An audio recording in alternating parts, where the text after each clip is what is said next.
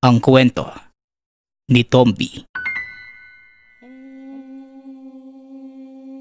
Ang kwentong ito ay hango sa totoong buhay.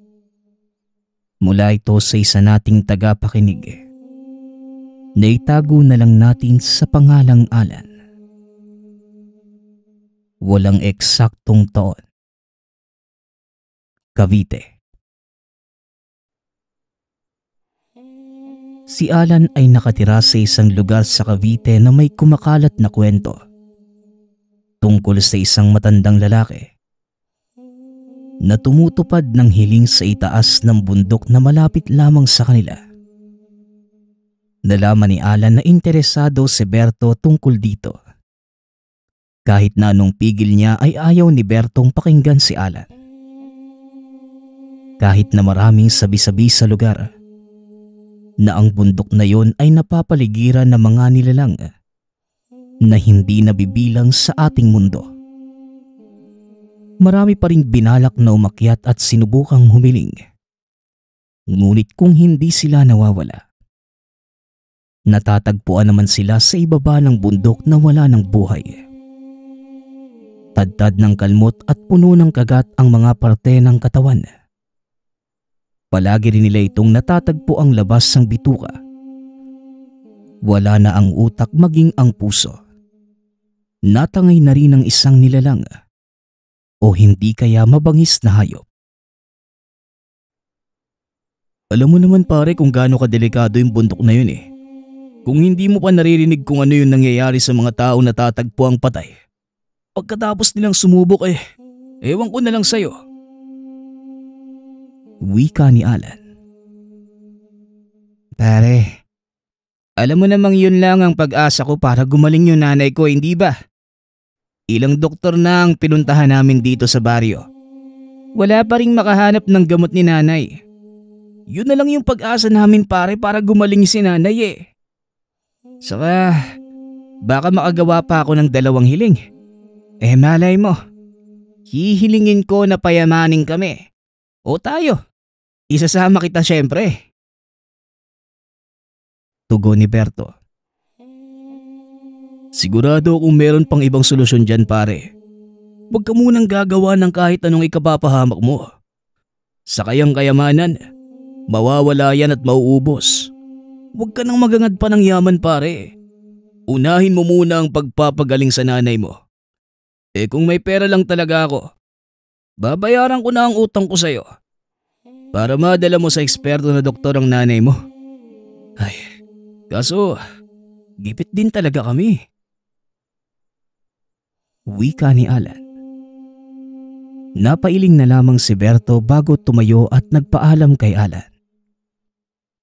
Nang makita ni Alan ang pagpasok ni Berto sa bahay, sumunod naman siyang tumayo at pumasok sa tahanan. Gabi na ng mga oras na yon. Hihiga na sana ito at matutulog nang marinig niya ang pagtatalo ng mga magulang. Iiling-iling siyang humiga sa kama. Sanay naman siya sa ganong tagpo. Simula pa lamang ganito na ang mga magulang. Pagkatapos ng away ay lalayasan sila ng ama at uuwi lamang matapos ang ilang araw. Kinabukasan, muli siyang kinausap ni Berto sa dating pwesto sa tapat ng ilog. O pare, maupo ka. Mukhang problemado ka. Anong nangyari? Tanong ni Alan. Pinalita ni tatay na may trabaho na daw siya. Pero kahit gaano kaganda ang balitang yun pare, napapansin naming mas lumalala si nanay. Mukhang kailangan ko na talagang subukan yung plano ko pare. Kahit anong gusto kong dalhin si nanay sa ekspertong doktor, kagaya ng sinabi mo, kulang na kulang ang pera namin. Tugon ni Berto. Ito na naman tayo eh. Paulit-ulit na lang tayo. Sabi ng maaari mong ikamatay yung pagpunta sa bundok na yung pare. Kahit hindi ko pa nasusubukan. Base sa nakikita ko mga patay na katawan, delikado ang bundok na yung pare. Baka imbes na makahiling ka, ikaw pa mismo ang mamatay. Kaya nga sana, magpapasama sana ako sa'yo. Para at least, kahit mamatay ako, merong uuwi sa amin at nakakasigurado kung babantayan mo naman ang pamilya ko kapag nawala ako, di ba? Kahit sa malayo, babantayan mo sila. Wika ni Berto. Napakamot na lamang sa batok si Alan. Kahit anong ayaw niyang gawin ito, kaibigan niya si Berto at ayaw niya itong iwan. Malaki ang utang na loob niya kay Berto dahil sa perang pinahiram nito noon nung nasa bingit ng kamatayan ang ina. Siguro, oras na para bayaran ko yung magandang ginawa mo sa akin dati. Ay, ano pa nga bang magagawa ko? Kaibigan kita eh. Hindi naman kita matitiis. Kailan ba ang alis natin? Tanong ni Alan. Salamat pare ah. Bukas na bukas sana eh. Magpaalam ka muna sa mga magulang mo bago tayo umalis. Para alam nila kung saan tayo pupunta. Para na rin hindi sila magtaka kung bakit mawawala ka ng ilang araw. Tugon ni Berto. O siya sige, papayag yung mga yon. May tiwala sila sa'yo eh. Kaya malamang hindi na sila magdadalawang isip na payagan ako. Muling wika ni Alan. Matapos ang usapan na yon, dali-daling umuwi si Alan. Dumiretso kagad ito sa ina upang sabihin ang pag-alis bukas. Nahihibang ka na ba, Alan?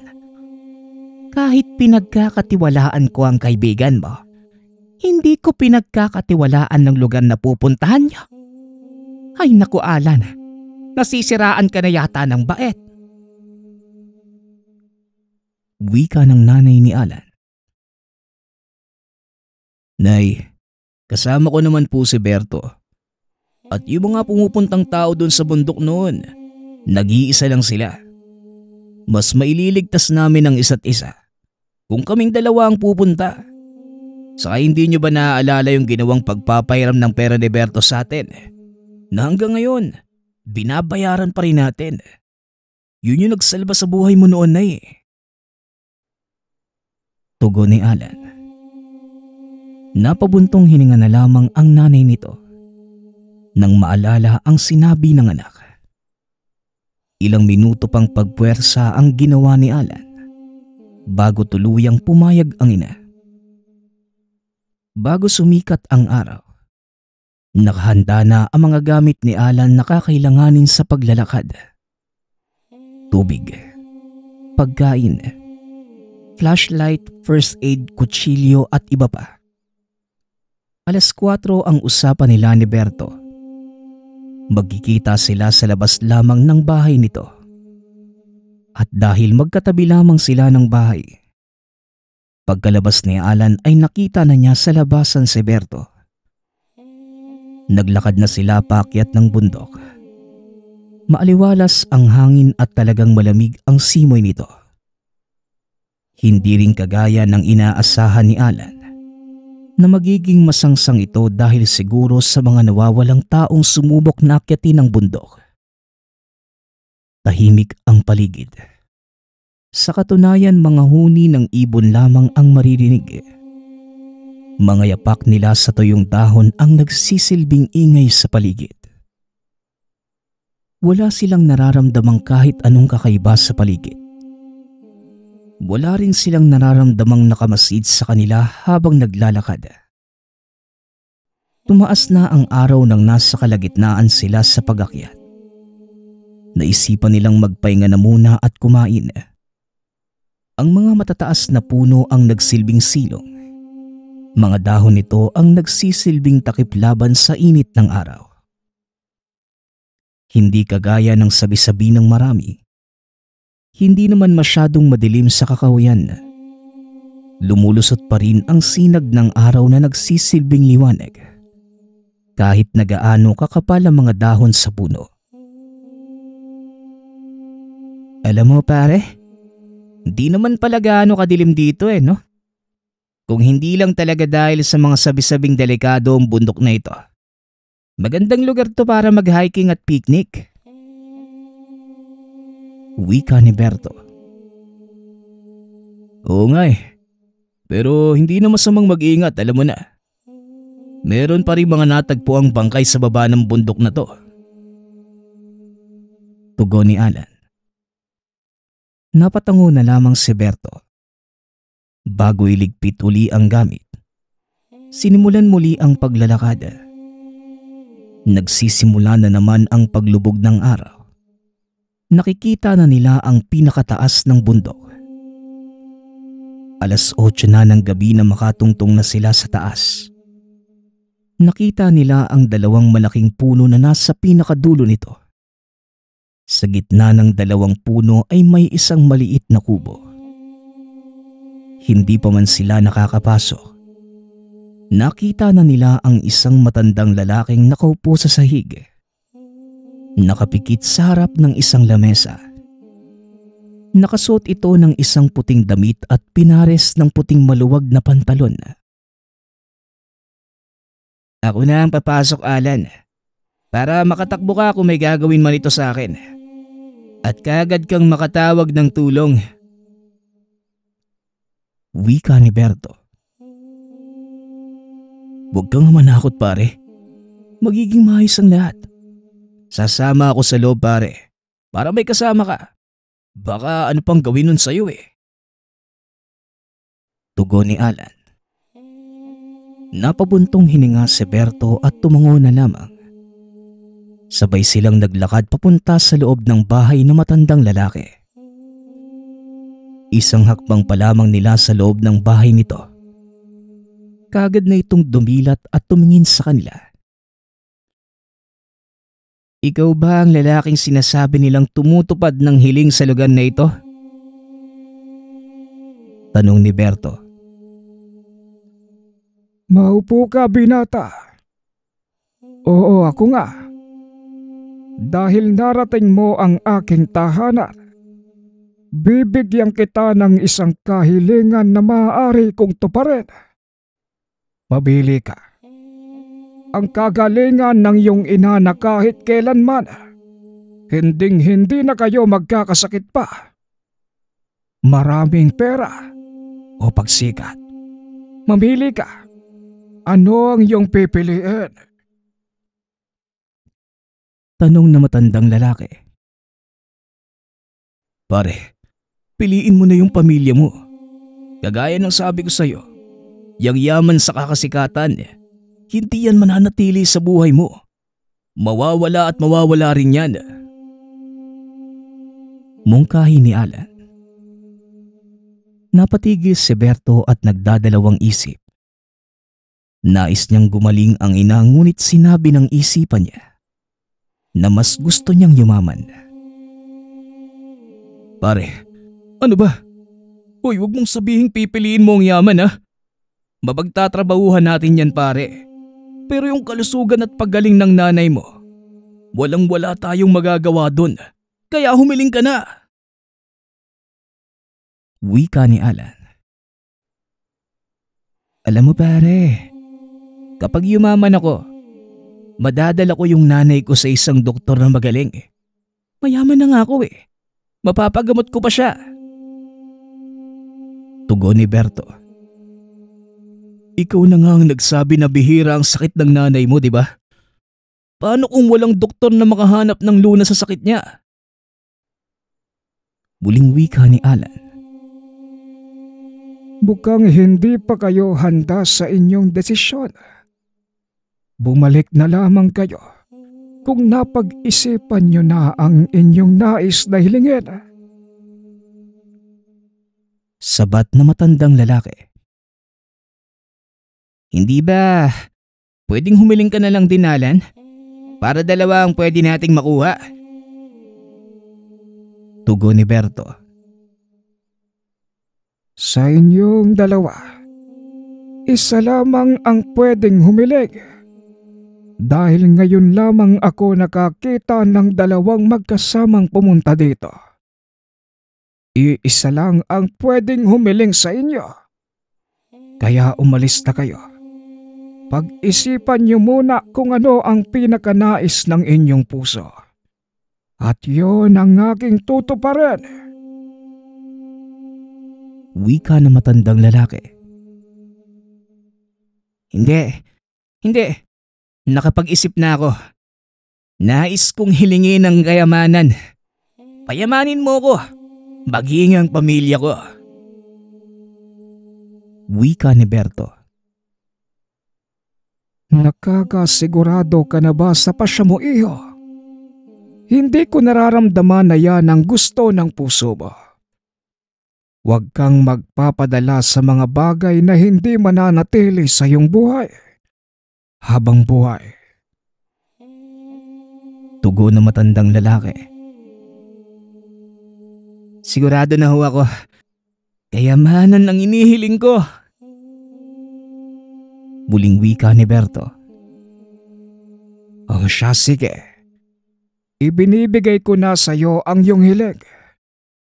Pagka-uwi mo, humiling ka lang ng pera at magkakaroon ka na. Wala itong limitasyon. Pagkarating mo sa bahay, doon lamang magsisimulang gumana ang hiling mo. Umalis na kayo at umuwi. Tugon ng matanda. Nakangiting tagumpay si Berto habang naglalakad papalabas ng tahanan. Ngunit napailing na lamang si Alan. Hindi ito sang-ayon sa pasya ng kaibigan. Ngunit ano nga bang magagawa niya kung nahiling na ito ni Berto? Ilang oras na silang naglalakad. Maghahating gabi na at hindi nila mahanap ang daan pa uwi. Anumang ikot nila kahit pababa pa, tila hindi sila makababa ng bundok. Ano ba yan, pare? Bakit parang hindi yata tayo makababa sa bundok na to? Saka parang nanggaling na tayo rito ah. Huwag mong sabihin naliligaw na tayo. Wika ni Alan. Hindi yan, pare. Magtiwala ka lang. Mahanap rin natin yan. Ngayon pa ba ako mawawala kung kailan yayaman na ako? Di pwede yun, pare. Sayang ang pagod nating dalawa. Tugon ni Berto. Sinubukan pa muli nilang lumabas sa kakawian sa bundok. Ang sinag ng bilog na buwan ang nagsisilbing liwanag sa daan. Napatigil sila sa pag-akbang nang may marinig silang kaluskos sa likuran. Napalingon sila dito. Nakita nila ang isang dambuhalang nilalang na may mahabang pangil. Matalas ang mga ngipin at mabalahibo. Tila isang asong nagkatawang tao. Isang malakas at malalim na sigaw ang pinakawalan nito na bumalot sa buong lugar. Kaagad namang kumaripas ng takbo ang dalawa. Sa hindi inaasahang pagkakataon, biglang bumuhos ang malakas na ulan. Malakas na kulog ang nagsilbing ingay sa paligid. Kasabay ng mabilis na yapak ng nilalang na kanilang nakita. Sa hindi may paliwanag na dahilan, napuno ng usok ang kanilang dinaraanan. Habang sila ay nababasa dahil sa ulan, maging sa ingay ng kulog, hindi na nila narinig ang isa't isa. Lumiko si Alan sa kaliwa.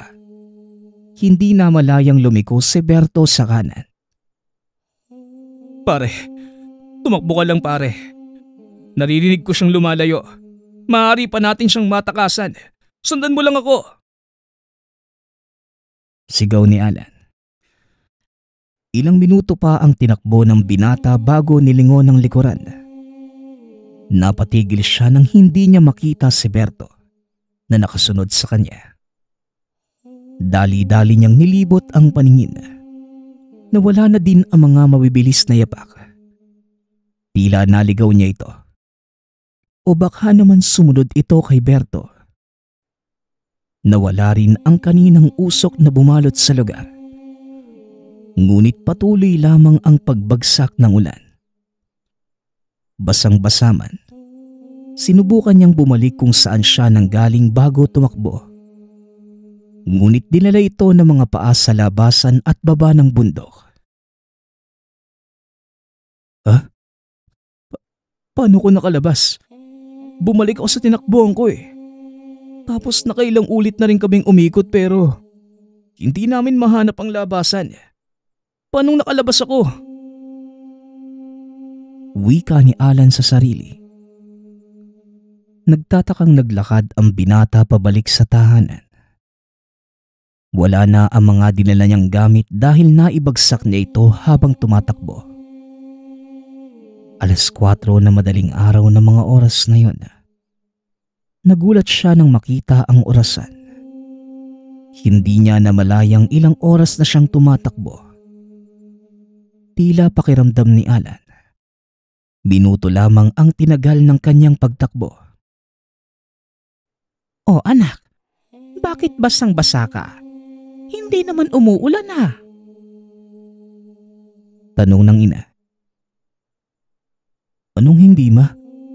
Ang lakas nga po ng ulan kaya nga ako nabasa eh. Ma, hindi ko nga pala kasama si Berto. Dahil sa lakas ng ulan sa bundok, hindi ko na malayang nagkahiwalay kami. Tulungan mo ko ma. Hanapin natin si Berto." Tugon ni Alan. "Nawawala ang kaibigan mo. Magbihis ka nga muna doon at baka magkasakit ka. Sasabihin ko lang to sa barangay nang matulungan tayong maghanap." "Pakibilisan po ma. Sa tingin ko, tumatakbo pa yun si Berto sa kakahuyan eh.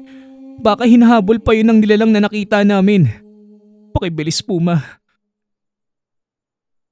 Pagmamakaawa ni Alan, tumango lamang ang ina at patakbong lumabas ng bahay. Kaagad na nagbuhos si Alan at nagbihis.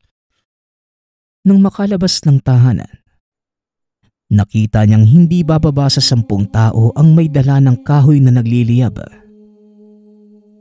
Napagpasyahan ng barangay na oras na para pasukin natin ang gubat sa bundok para mahanap ang taong nawawala. Pang-10 na ang kaibigan mo sa mga taong nawawala sa bundok na yon. Wika ng nanay ni Alan. Mabilis na tumango si Alan nang nakangiti. Umaasang mahanap pa nila ang kaibigan. Ngunit 4 na araw na ang nakalilipas. Kahit anong hanap nila sa paligid ng kakahuyan, wala silang makita. Tila nagbalik na din ang pagiging payapa ng gubat.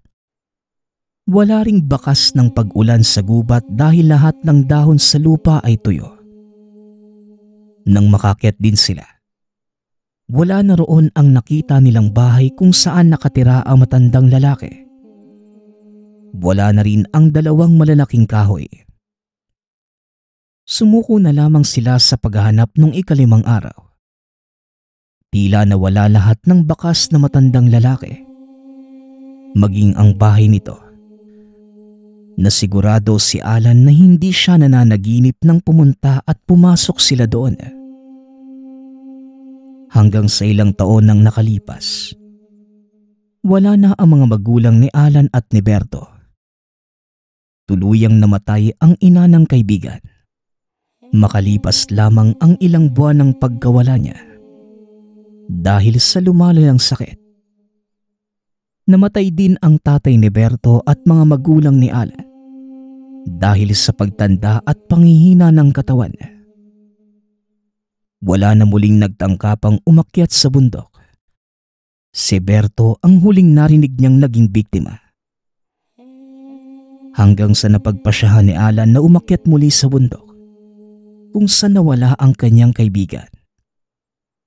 Makalipas ang ilang oras, nakarating na siya sa pinakaibabaw at nakita niyang muli ang bahay na matandang lalaki. Kagaya ng unang kita niya dito, ganun pa rin ang kasuotan at posisyon nito. Dali-dali itong kumatok at pumasok. "Maupo ka. Bakit ka naparitong muli?" May ihihiling ka ba? Maaari kang humiling ng isang beses dahil wala kang kasama. Tanong na matandang lalaki. Ang rason kung bakit siya nandito ay upang tanungin sana ito kung bakit bigla na lamang nawala ang kaibigan na parang bula. Ang hiling ko lang ho sana, magsabi ka sa akin ng totoo sa katanungan ko. Wika ni Alan. Sigurado ka bang yan na ang iyong hiling? Hindi mo ba gusto ang kayamanan, kasikatan o kapangyarihan na maaari kong igawad sa iyo? O kahit ano, maibibigay ko sa iyo ito. Tugon na matandang lalaki. Umiling si Alan. Desidido na ito sa kanyang hiling.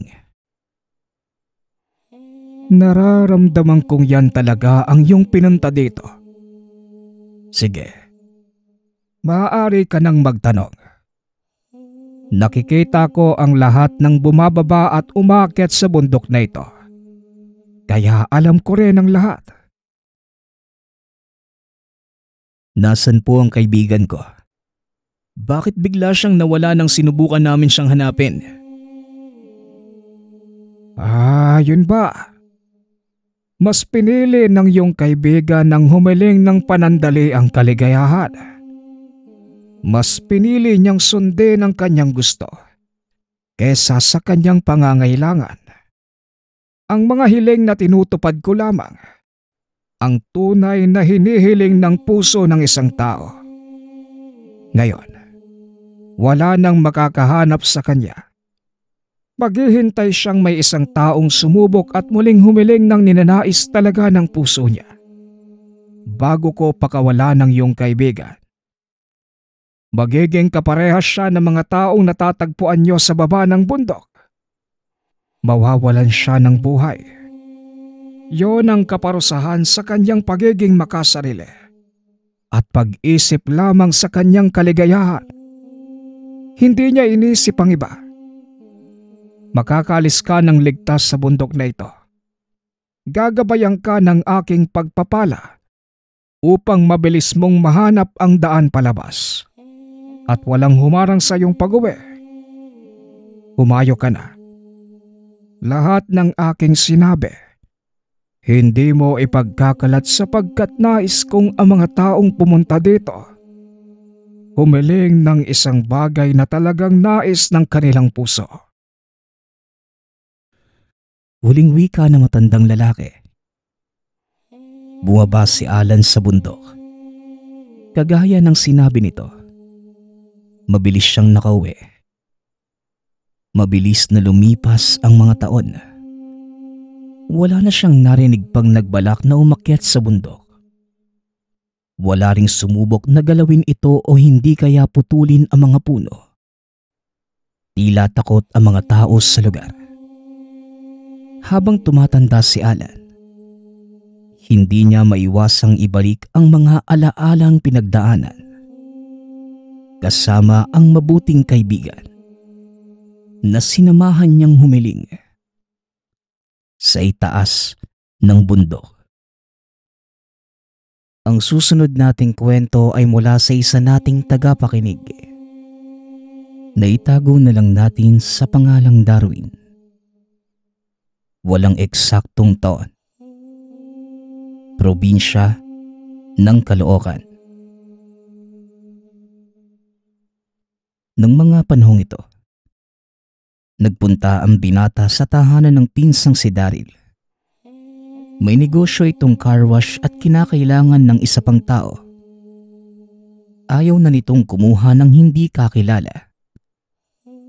Nawala na ng tiwala pagdating sa ibang tao dahil noong kumuha siya, bigla itong pinagnakawan. Kaya't magmula noon, naging maingat na ito. Kasama ni Darwin sa trabaho ang isa pang pinsang si Gilbert. Parehas silang doon na nakatira. Mula alas 9 ng umaga hanggang alas 10 ng gabi ang bukas ng car wash. Sa unang araw ni Darwin, Nahirapan ito lalo na't kapag maraming nagpapalinis ng sasakyan.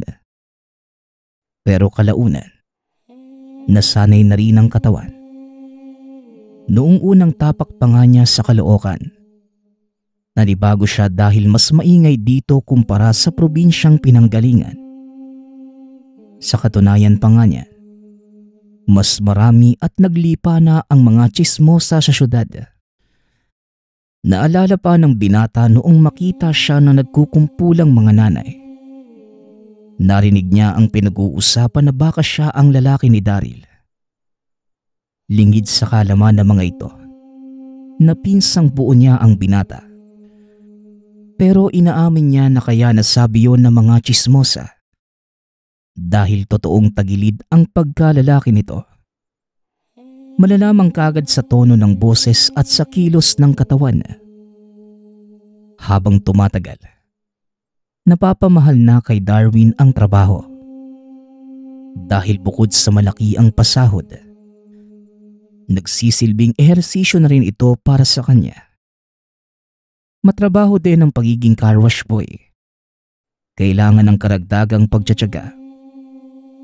Nang hapong yon, habang nililinis ni Darwin ang driver's seat, ito ang unang ginagawa kapag naglilinis. Maya-maya pa, bigla niyang narinig yung boses ng mga tsismosa at tumapat pa talaga sa tahanan. Sinamantala niya naman yon para makinig. Total wala pa ang may-ari ng sasakyan dahil meron itong binili. Kaya't huminto muna siya para makapagpahinga, para pakinggan din ang pinag-uusapan ng mga tsismosa. Maraming pinag-uusapan ang mga ito. Hindi lamang yung pinsan. Minsan ibang tao naman ang pinag-uusapan ng mga ito. Hindi alintana kung naririnig na pala ang mga sinasabi. Hanggang sa nagsimula na siyang makinig. Ayon sa isang matabang ale, yung kapitbahay nito ay nakakairita at dugyot. Palagi itong nakakalanghap ng nakakasulasok na amoy tuwing gabi. Hindi naman matukoy kung ano yun. Basta may hahalin tulad ang amoy sa matapang na langis. Kasunod nun, palagi ring maingay na parang merong lumalangit-ngit na kahoy. Hanggang sa maya-maya pa, nakakarinig naman ng pagaspas ng ibon. Ayon naman sa kausap dito, baka merong alagang kalapate at tuwing gabi pinapalipad. Ngunit hindi kumbinsido ang isa pang kasama. Malakas ang kutob na merong tinatagong sikreto ang kapitbahay. Nakahinga ng maluwag si Darwin dahil hindi na pala siya ang pinag-uusapan ng mga ito. Ayaw na ayaw niyang maging laman ng usapan ng ibang tao. Hindi nagtagal, kagad umalis ang mga nanay na ito at lumipat na sa ibang pwesto. Sa kabila ng mga narinig, wala siyang ideya kung anong nais tumbukin ng ale. Inisip na lamang na baka meron itong galit kaya sinisiraan ang kapitbahay. Maya-maya pa, natanaw na niya ang may-ari ng sasakyan, kaya't ipinagpatuloy na niya ang ginagawa. Matapos linisin ang upuan, binasa niya ng tubig ang labas ng sasakyan kasama na ang bawat singit na mga gulong. Matapos sabunan, pinunasan ang buong sasakyan para matuyo. Ganun palagi ang ginagawa ni Darwin pero sa dami ng nagpapalinis, kadalasan sumasakit pa rin ang mga braso. Mabuti na lang, tinutulungan siya ni Gilbert ng sandaling yon. Mabilis na lumipas ang mga oras hanggang sa pagsapit ng 10:00 ng gabi. Nagsara na sila. Habang naghahapunan, nagtanong siya kung sino yung kapitbahay ng matabang ale na numero 1 tsismosa sa lugar. Ayun ba? Sa tuwing dadaan ako sa tirahan na matabang bruha na yun, nakikita ko ngang meron silang kapitbahay. Sa pagkakaalam ko, Mag-asawa yung nakatira doon eh. Minsan lang lumalabas kaya kung titignan ng tirahan nila, parang walang nakatira. Wika ni Daryl. Hindi naman lingid sa kalaman ng binata na pinag-uusapan rin siya ng mga ito. Kaya gano'n na lamang ang bansag sa matabang ale. Hanggang sa merong dinagdag si Gilbert. Ayon naman dito, noong nakainom isang gabi at habang naglalakad sa kalsada, nakasalubong niya ang mag-asawa kaya naman binati niya ito. Ngumiti naman ang dalawa at kumaway. Pero kitang-kita niya na nanlilisik ang mga mata nito. Hindi ko nga lang alam kung dahil lang ba sa kalasingan kung bakit ko yun nakita. Pero ang masasabi ko lang, nakakatakot yung itsura ng mag-asawa na yun. Mabuti na nga lang, wala silang ginawang iba sa akin eh. Dagdag ni Gilbert. Anong ibig mong sabihin? Aswang ba yung mag-asawa na yun? Tanong ni Darwin. Hindi ko alam. Pero sa palagay ko, baka gano'n na nga. Kaya sila pinag-uusapan dahil baka sa pagiging kakaiba nila. Nagtataka nga ako kung bakit may ganitong uri sa syudad eh. Akala ko ba, sa probinsya lang meron? Tugon ni Gilbert. Nagulat silang dalawa ni Daryl. Pero sa huli, hindi siya naniwalang merong aswang. Dahil para sa kanya, sa liblib na lugar lamang matatagpuan at hindi sa matatao na gaya ng lungsod. Talagang lasing ka lang noon, Insan. Walang ganun dito. Masama ring maghinala ng hindi naman totoo. Wika ni Darwin. Matapos silang kumain, dumiretso na ang tatlo sa kani-kanilang silid para matulog. Nang sumunod na araw, saka na lamang naramdaman ni Darwin ang pananakit ng braso. Paano ba naman? Siya lang ang halos nagtrabaho sa car wash kahapon. Kaya naman nagpaalam muna siya kay Daryl na hindi muna magtatrabaho sa araw na yun. Gawa ng mabait na amo ang pinsan. Pinayagan naman siya nito. O sige Darwin, si Gilbert na lang muna ang bahala. Halos wala ka rin kasing pahinga magmula nang pumasok ka sa akin eh. Kaya ngayong araw, gawin mo muna ang gusto mo. Kung gusto mo, gumala ka naman. Maraming mapapasyalan sa Quezon City. Alam mo naman siguro ang mga sakayan, di ba? Wika ni Daryl. No, maraming salamat ah. Oo, alam ko yung sakayan papunta doon. Sa totoo lang, bala ko nga noong gumala eh. Sige Insan ha, mamamasyal na ako. Salamat sa day off. Tugon ni Darwin. Hindi nagtagal. Nagbihis na ito para gumala. Sumakay ito ng jeepney. Medyo malayo ang pupuntahan kaya't sa palagay niya, aabot ng 1 oras ang biyahe. Grabe ang traffic ng mga sandaling yun.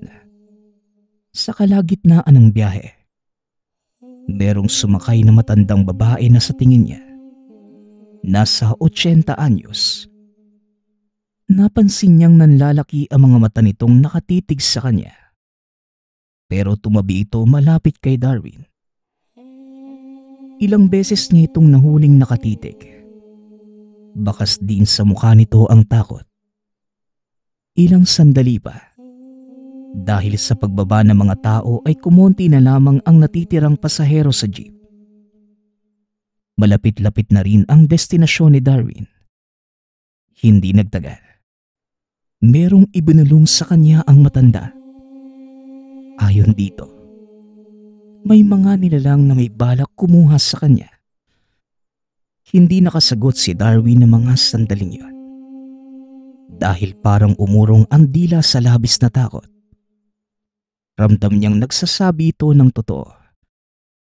Ngunit kung kailan may lakas na siya ng loob para magtanong, tsaka naman buwaba yung ale. Hanggang sa makarating sa mall na napuntahan Palaisipan pa rin kung bakit sinabi yon ng taong hindi namang kakilala. Probinsyano ito kaya't naniniwala siya pagdating sa mga pamahiin. Kaya't na mga oras na yon, walang tigil sa pagkabog ang dibdib niya dahil sa pag-iisip ng mga negatibo. Habang tumatagal, mas lalong tumitindi ang balot na kilabot sa kanyang katawan. Pero kalaunan, in-enjoy na lamang niya ang sarili sa paglalaro sa mall. Kahit maubusan pa ng pera sa pagbili ng token, wala siyang pakialam. Basta't makalimutan lamang ang sinabi ng matandang yon. Matapos nito, nanood pa siya ng sine sa ikatlong palapag. 4 na oras ang tinagal noon dahil 2 palabas ang pinanood. Matapos yon, dito na lamang naalis ang pangamba sa puso. Naisip na baka isang baliw lamang yung matandang bumulong sa kanya kanina. Kaya't noong makauwi na ng tahanan, tuluyan ang kinalimutan ang sinabi nito. Hanggang sa mabilis na dumaan ang ilang araw, wala namang masamang nangyari kay Darwin. Ngunit isang gabi, biglang umulan ng malakas kaya't nagising ang binata. Bigla siyang napabalikwas nang maalalang meron nga pala siyang sinampay. Dali-daling lumabas para kunin ito. Nang mga sandaling yon, ramdam pa rin niya ang pagod dahil sa maghapong pagtatrabaho sa car wash.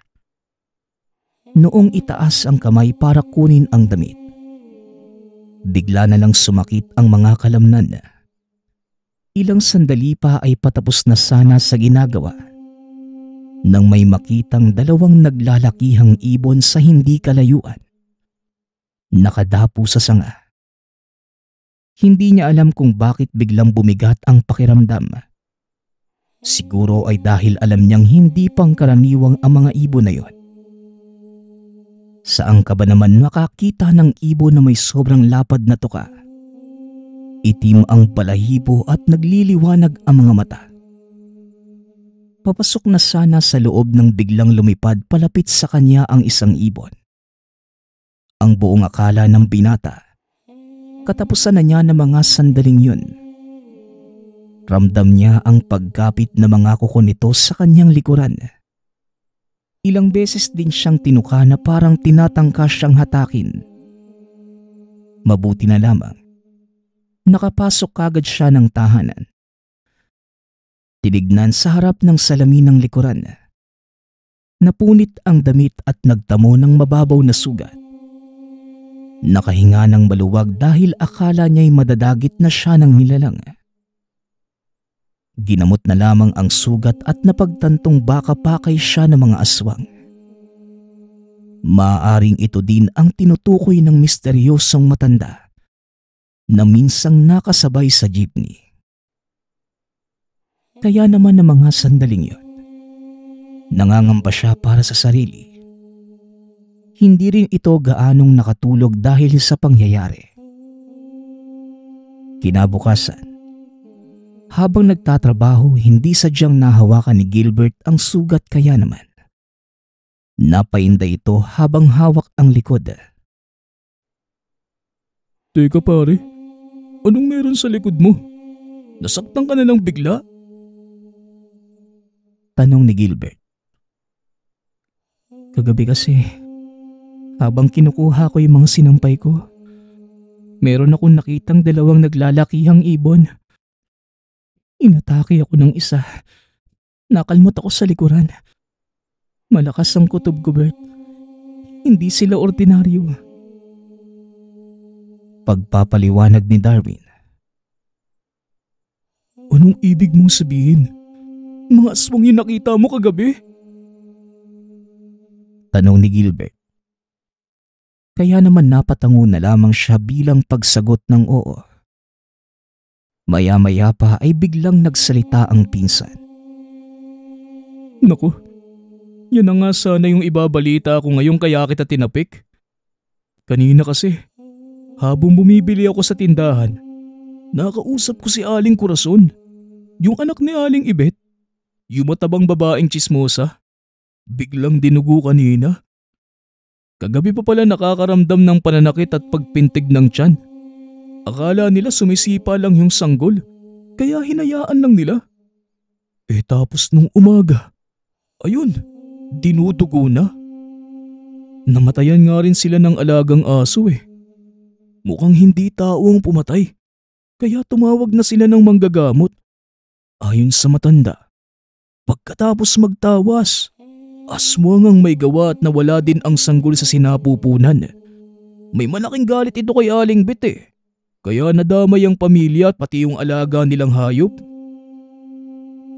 Pagsasalaysay ni Gilbert. Sino kaya yung aswang dito sa lugar? Huwag mong sabihin yung… Naputol ang pagsasalita nito nang biglang sumabat si Gilbert. Ayon dito, tama ang palagay ni Darwin. Yung mag-asawa ang may gawa nito sa pamilya ni Aling Ibet, batay sa sinabi ng albularyo. Paano ba naman? Ipinagkakalat nito sa lugar na ganun nga silang klaseng nilalang. Naipon ang galit nito hanggang sa umabot na sa sukdulan. Kung ganun pala, bakit pati ako nadamay? Nananahimik lang naman ako dito ah. Teka, nasa na ba yung mag-asawang yun? Kahit na ganung uri sila, hindi ako natatakot na kumprontahin sila. Wika ni Darwin. Pero ang sabi ng pinsan, wala na ang mag-asawa sa lugar. Lumipat na at walang may alam kung saan. Kaya't na mga oras na yon, hindi mapakali si Darwin. Paano na lamang kung gabi-gabi siyang gambalain ng mga ito? Ngunit pinilit niyang kumalma. Sinabi sa pinsan na maglagay na lamang ng mga pangontra. Bagay na sinang-ayunan naman ni Gilbert.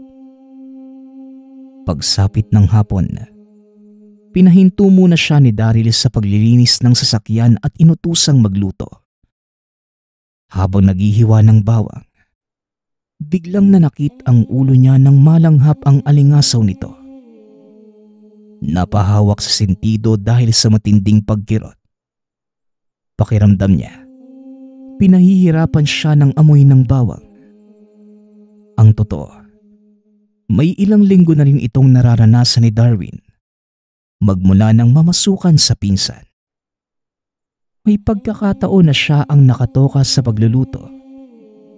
Kada naghihiwa ng bawang ay kung ano-ano ang nararamdaman niya. Pero na mga sandaling yun, pinilit niyang maghiwa ng mga sangkap. Hindi nagtagal. Natapos na rin sa wakas. Noong kinuha naman niya ang karne, bigla naman siyang nakaramdam ng pagkatakama. Iba yung naaamoy sa karne na para bang gusto niya itong lantakan ng hilaw. Hindi din niya mapigilan ang pagtulo ng laway. Pero nilabanan ang pagkagutom at pinilit na magluto. Hindi maintindihan ni Darwin kung bakit ito nangyayari sa kanya. Kaya naman pagkatapos ng ginagawa, biglang sumagi sa isipan na tawagan ang ina sa probinsya. Yun nga ang ginawa ng binata. Maya-maya pa ay nakausap niya na ang ina sa telepono. Nakumusta siya nito at natanong kung bakit napatawag. Hanggang sa sinabi na niya ang ilan sa mga nararanasan. Nay, magmula pa nung pagkabata, nararamdaman ko na ito. Sa tuwing nakakamoy ako ng bawang nangihina ako. Pero mas lalong tumindi po ngayon. Kani-kanina lang na eh. Parang binibiyak ang ulo ko. Para ako mamamatay kung hindi lang ako nagtakip ng ilong.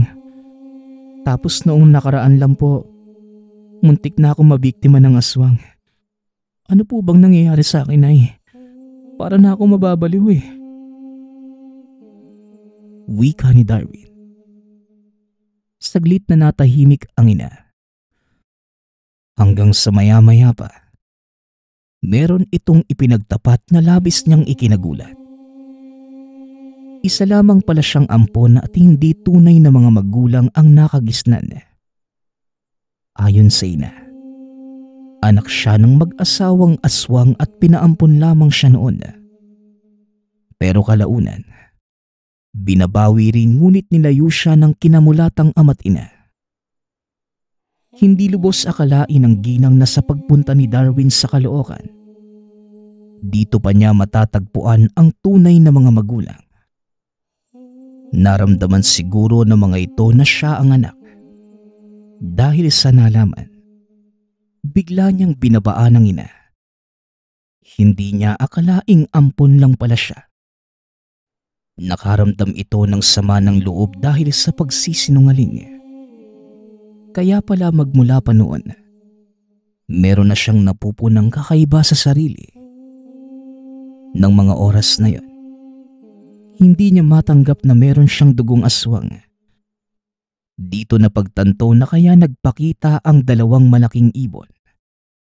Hindi para biktimahin siya, kundi para kunin.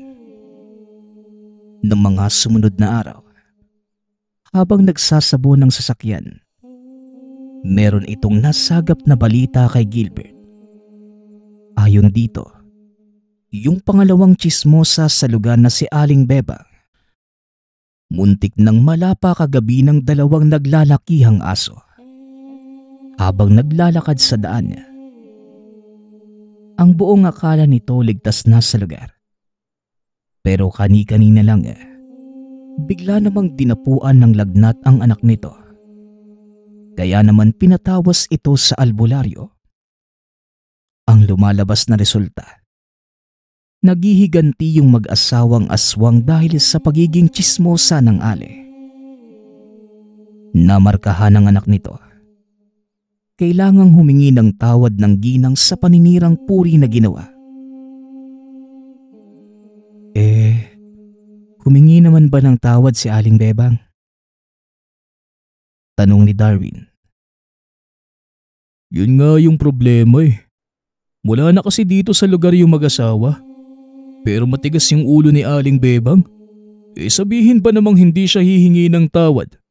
Kahit makita pa niya yung dalawa. At yun naman ang totoo. Tugon ni Gilbert. Palibhasa, wala pa itong nalalaman tungkol sa tunay na mga magulang ni Darwin. Nang sumunod na araw, muli silang may nasagap na balita. Ayon naman kay Gilbert, kagabi nahulog sa creek ang isa pang tsismosa matapos habulin ng dalawang naglalakihang hayop. Mabuti na lamang may nakakita kaya't naiahon ito mula sa burak. Labis nang nababahala si Darwin sa mga nababalitaan. Oo't may mga kasalanan ang mga ito. Pero tutuloy siya sa nangyayari, lalo na't may nadadamay na inosente. Kaya naman, napagpasyahan niya kinagabihan na makipagkita sa tunay na mga magulang. Matatagpuan ito sa isang malawak na lote na puro talahib.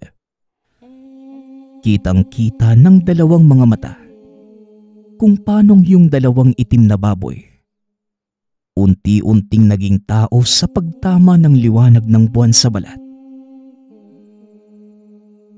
Alam na po ninyo na ako ang matagal ninyong hinahanap, no? Nakipagkita ako para makipagkasundo na sana matigil na ito. Huwag naman sanang umabot sa puntong kamatayan na iganti ninyo. Mga tao pa rin sila na dapat mabuhay. Kahit na minsan, nagiging salot na sa lipunan dahil sa paggawa ng mga kwento na ikakasira ng iba. Nakikiusap po ko. Tama na po.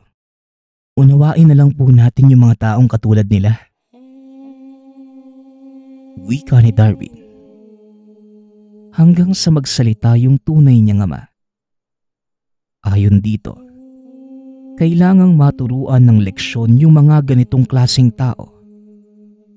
Ang mga katulad nila ay nakakaperwisyo ng tahimik na buhay. Kaya yun na lamang ang kanilang binabalik. Pero merong naging kondisyon ang ina ni Darwin.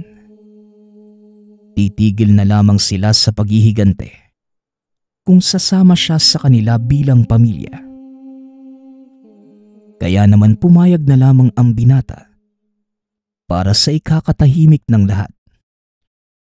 Sa pagsama ni Darwin sa mga magulang, nalaman niyang sa ibang lugar na pala nangungupahan ang mga ito.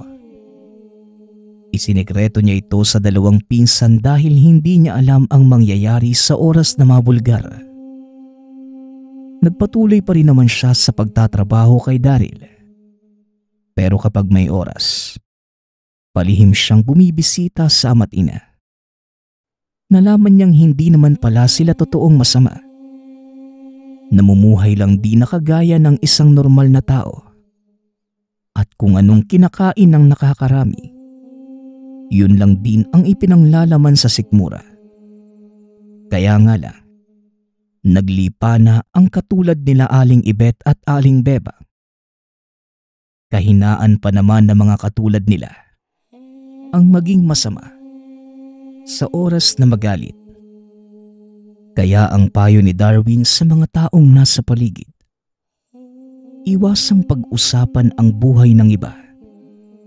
Maging matalino at huwag magpakalat ng ikasasama ng ibang tao.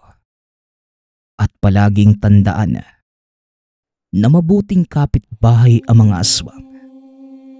Huwag lamang aalipustahin at gagalitin. Nagpapasalamat nga pala ako sa lahat ng sumusuporta sa ating channel. Nawa ay patuloy niyong suportahan at pakinggan ang ating mga kwento. Hanggang sa muling pakikinig. Paalam.